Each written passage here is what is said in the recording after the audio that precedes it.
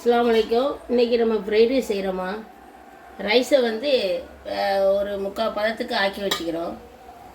முட்டையை 4 முட்டையை பெப்பர் போட்டு சால்ட்டு போட்டு கலக்கி வச்சுக்கிறேன். கேரட் சீவி வச்சுக்கிறேன். முட்டைக்கோஸு, கேப்சியம், கொஞ்சம் வெங்காயம், கொஞ்சம் புதினா மல்லி, பெப்பர், கரம் மசாலா, மிளகாத்தூள், soya sauce, chilli sauce, tomato sauce, இதெல்லாம் இப்போ நம்ம ஃப்ரைட் ரைஸ் செய்கிறதுக்கு. இப்போ நம்ம ஆரம்பிக்க போகிறோம். ஒரு சட்டி பக்கம் சட்டி, இன்னொரு பக்கம் தோசை சட்டி. இந்த தோசை சட்டியில் முட்டையை கிளற போகிறோம். இந்த பக்கம் நம்ம ஃப்ரைட் ரைஸுக்குள்ளே எல்லா வேலையும் பார்க்க போகிறோம். முதல்ல ஆயில்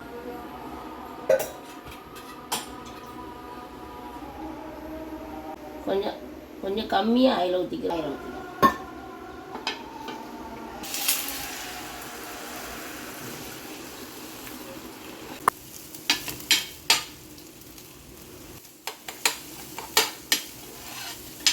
நம்ம இதுக்குள்ளே வேலைக்கு போவோம்.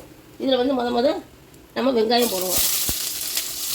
ரெண்டாவது கோஸ் போடுவோம்.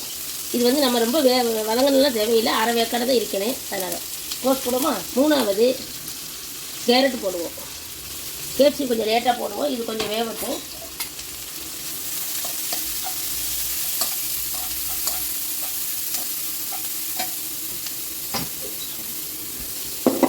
முட்டையில் உப்பு போட்டுக்கிறோம். சோயா சாஸ் கொஞ்சம் ஊற்றுவோம். காய்கறிக்கு மட்டும் வேணுற மாதிரி கொஞ்சம் உப்பு போட்டுக்கிறோம்.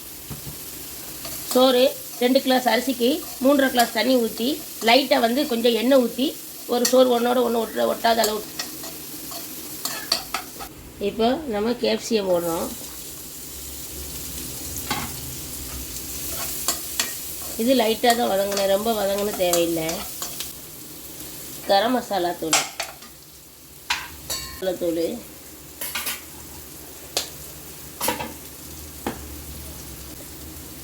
கொஞ்சம் மிளகாத்தூள்,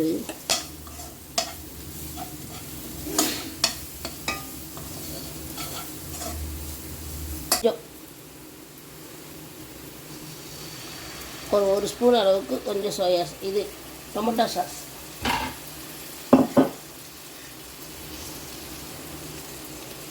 கொஞ்சம் சோயா சாஸ், ஒரு அரை மூடி அளவுக்கு,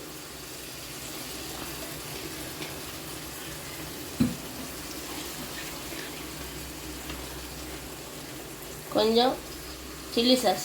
சோயா சாஸ் ரொம்ப ஊற்றக்கூடாது. ஊற்றினா உப்புத்தன்மை அதிகமாக வரும். கொஞ்சம் கொஞ்சம் தான் இது எல்லாமே எதாக இருந்தாலும். சாதத்தை தட்டுறோம்.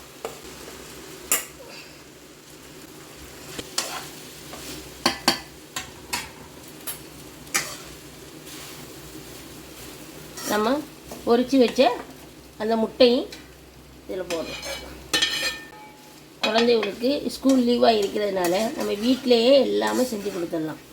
இருக்கும்போது நம்ம வீட்டில் இருக்கிற பொருளை வச்சே எல்லாமே பண்ணி கொடுத்துடலாம். இப்போ மேலே கொஞ்சம் புதினா மல்லி.